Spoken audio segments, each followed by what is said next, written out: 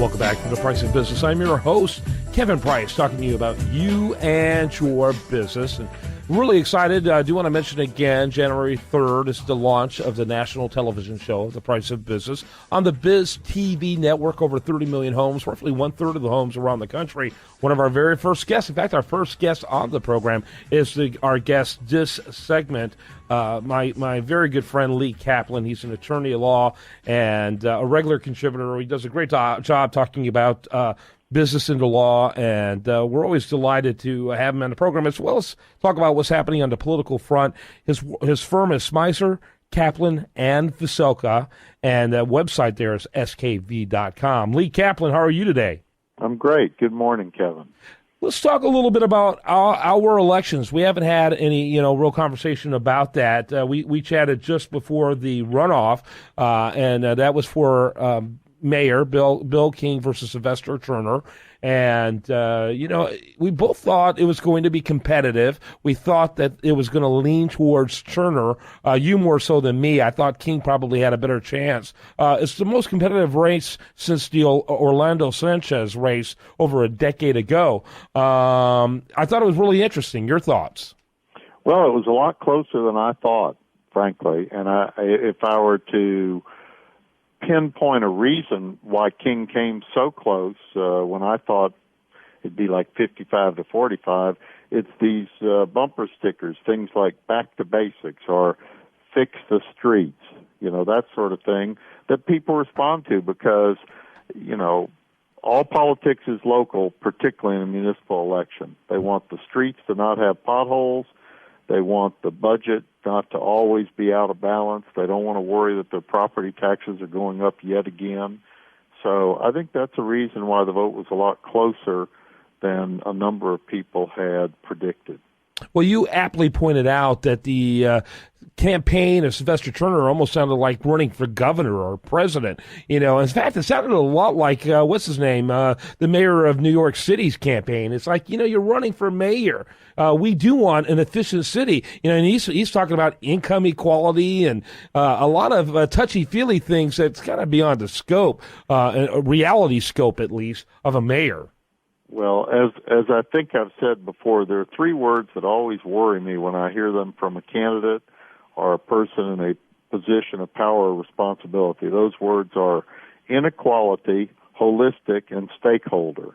And I know I heard two of those words during this campaign. Consulting with stakeholders is, as best I can tell, a recipe for not doing anything. I hope I'm wrong.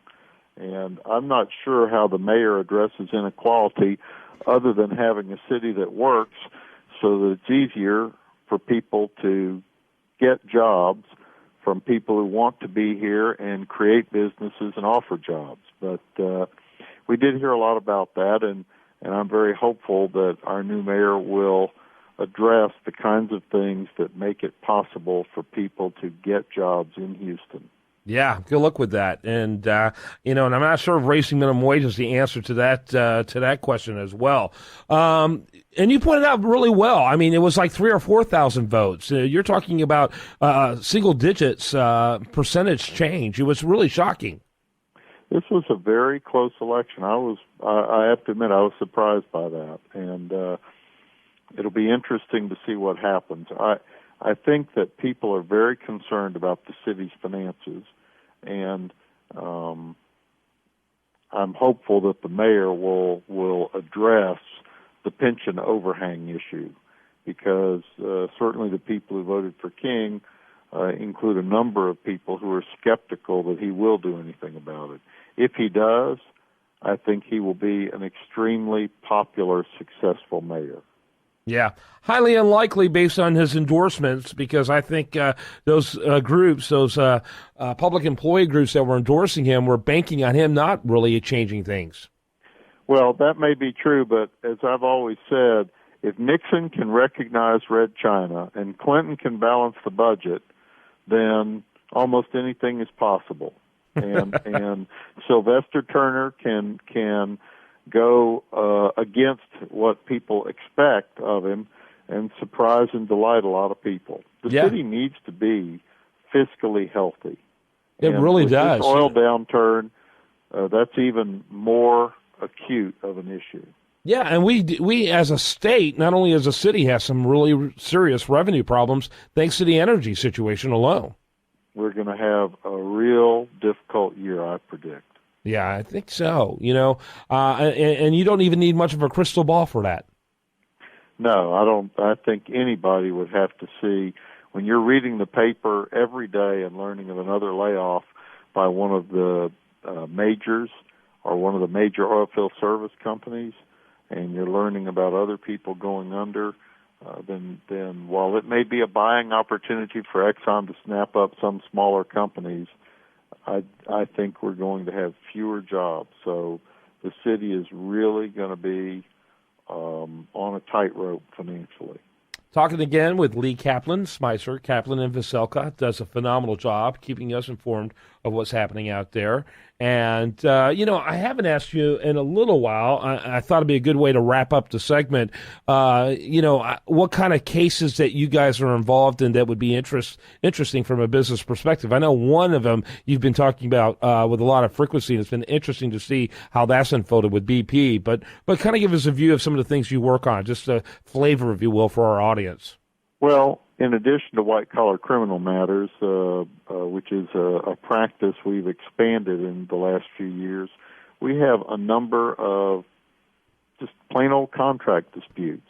We have patent lawsuits on both sides of the docket and trade secret lawsuits. Whenever employees go from one company to another in the same space that competes, everybody needs to be walking on eggshells to make sure that the departing employee doesn't leave with information, and that the departing employee doesn't put himself or herself in a position where he could be accused of that, and where the new company has made sure that the new employee is not bringing anything from the old company. So all three parties in that kind of transaction need to be very careful. And that means having exit interviews when somebody leaves, making sure they haven't taken anything, checking the computer server to see if there's been a lot of downloading in the last few weeks. It means the employee being very careful not to sort of say, well, I'm going to take my hard drive because it's got a lot of contacts, because there's a lot of other stuff in that hard drive that the employee probably, even if he or she didn't intend to use it, can be accused of misusing once they leave. And the new company doesn't want to be involved in litigation either. So they need to make sure that the new employee who comes to them does not have information from its competitor. Yep. Now, that probably will put some lawyers out of business if everybody adheres to those fairly simple rules, but that's what people need to do. Fortunately for lawyers, there's not enough self-discipline out there for that to happen. But the mitigation business is going to continue to thrive, my friend. Let me just mention one other development that's fairly recent. It actually happened within the last year. The Federal Rules of Civil Procedure for federal lawsuits have been rewritten with respect to electronic discovery. And in one way, it's designed to relieve people of some of the fear they might have of sanctions if they accidentally lose or destroy some evidence. On the other hand, they are designed to make people toe the line and be timely in retaining evidence, looking for evidence or documents that are requested, electronic documents, and providing them to the other side. These are really good rules. The spearhead for this is a Houston federal judge named Lee Rosenthal and a committee that she's on. And if you're in federal court, check with your lawyer about what your obligations are. People need to hang on to their electronic information. Got to wrap it up with that. His name's Lee Kaplan. He's a regular on this program. Spicer, Kaplan, and Veselka. That's skv.com. Thanks so much, my friend. Sure. Thank you. Have a good holiday. You too. Best content here does show up over there at usdatareview.com, and that certainly includes this interview. More for you on tomorrow's program, and have a great day. Spend it wisely right here on this station.